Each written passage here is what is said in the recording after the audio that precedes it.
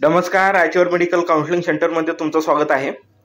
खूप साऱ्या विद्यार्थ्यांचा आणि पालकांचा असा प्रश्न होता की सर, महाराष्ट्र राज्याचा BMS आणि BHMS जो काही ग्रुप बी आहे यासाठीची चॉईस फिलिंग कधी चालू होईल, हा राऊंड कधी लागेल आणि त्याचप्रमाणे फर्स्ट राऊंडचा काय कट ऑफ जाऊ शकतो प्रायव्हेट BMS कॉलेजचा, ही माहिती सांगा.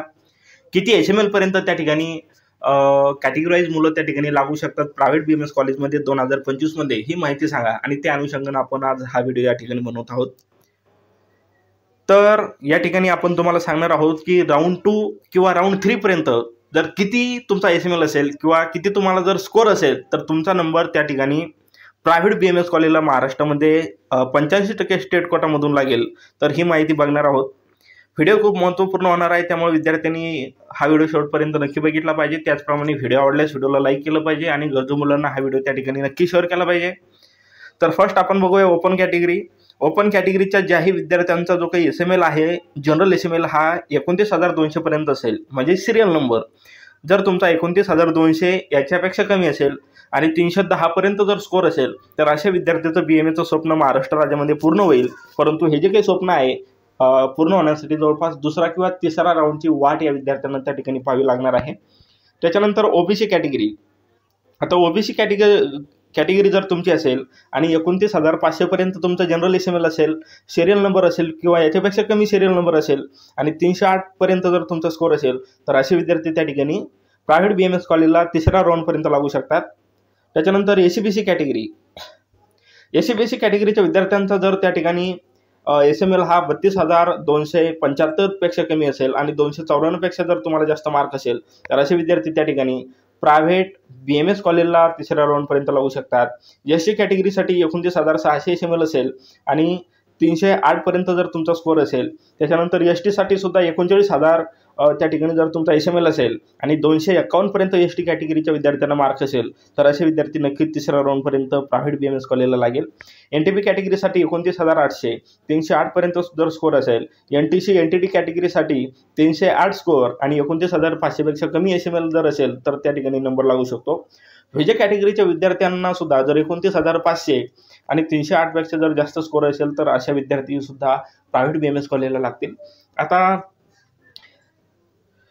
हा जो काही आपण कट ऑफ एक्सपेक्ट केलेला आहे, प्रेडिक्ट केलेला आहे, हा त्या ठिकाणी दुसऱ्या किंवा तिसऱ्या राऊंडपर्यंत एवढा कट ऑफ येईल. विद्यार्थ्यांनी अशी पण आशा धरू नये की पहिल्या राऊंडला डायरेक्ट 290 कट ऑफ येईल किंवा 280 कट ऑफ येईल, असं होणार नाही. रियालिटी जी आहे ही तुमच्यासमोर मी ठेवण्याचा प्रयत्न करत आहे. प्रायव्हेट BMS कॉलेजचा जो काही कट ऑफ आहे, हा जो काही आपण प्रेडिक्ट केला याच्या आसपासच कट ऑफ राहणार आहे. खाली जो कट ऑफ आहे किंवा कट ऑफची जी काही घसरण आहे ही त्या ठिकाणी स्ट्रे वॅकन्सी राऊंडला होत असते आणि स्ट्रे वॅकन्सी राऊंडलाच कट ऑफ खाली येणार आहे. तिसऱ्या राऊंडपर्यंत त्या ठिकाणी BMSचा कट ऑफ त्या ठिकाणी हायच राहणार आहे, 300+ त्या ठिकाणी राहणार आहे. 300च्या खाली जो काही कट ऑफ आहे त्या ठिकाणी स्ट्रे वॅकन्सी राऊंड, त्याच्यानंतर स्ट्रे वॅकन्सी राऊंड 1 असेल किंवा स्ट्रे वॅकन्सी राऊंड 2 असेल आणि स्ट्रे वॅकन्सी राऊंड 1च्या नंतर जेवढे काही राऊंड होणार आहे त्या राऊंडला प्रायव्हेट BMS कॉलेजच्या कट ऑफमध्ये घसरण पाहायला मिळणार आहे. आणि हा जो कट ऑफ आहे हा त्या ठिकाणी 270, 75, 80 पर्यंत येणार आहे. तर विद्यार्थ्यांनी त्या ठिकाणी या गोष्टीची नोंद घ्यायची आहे. आपण 2025 मध्ये काय कट ऑफ जाऊ शकतो हे बघितलेलं आहे. आता 2024चा जो काही राऊंड 3चा कट ऑफ होता त्याचा SML, जनरल SML असेल, कॅटेगरी SML असेल, राऊंड 2चा राऊंड 3चा कट ऑफ दिलेला आहे. राऊंड 3चा जनरल SML आणि राऊंड 3चा कॅटेगरी SML आपण या ठिकाणी दिलेला आहे. आणि एक्सपेक्टेड कट ऑफ किती जाऊ शकतो हे सुद्धा या ठिकाणी आपण सांगितलं होतं. आणि हा जो काही PDF आहे हा नीट UG 2024चा PDF आहे. विद्यार्थ्यांनी याची काळजी घ्यायची आहे की हा जो काही डाटा आहे हा नीट 2024चा डाटा आहे. राऊंड 3चा ऑल इंडिया रँक, राऊंड 3चा जनरल SML, राऊंड 3चा कॅटेगरी SML ही माहिती या ठिकाणी आहे. त्याचप्रमाणे राऊंड 3चा कट ऑफ किती होता मागच्या वर्षीचा 2024चा प्रायव्हेट BMS कॉलेजेससाठीचा ही माहिती आहे.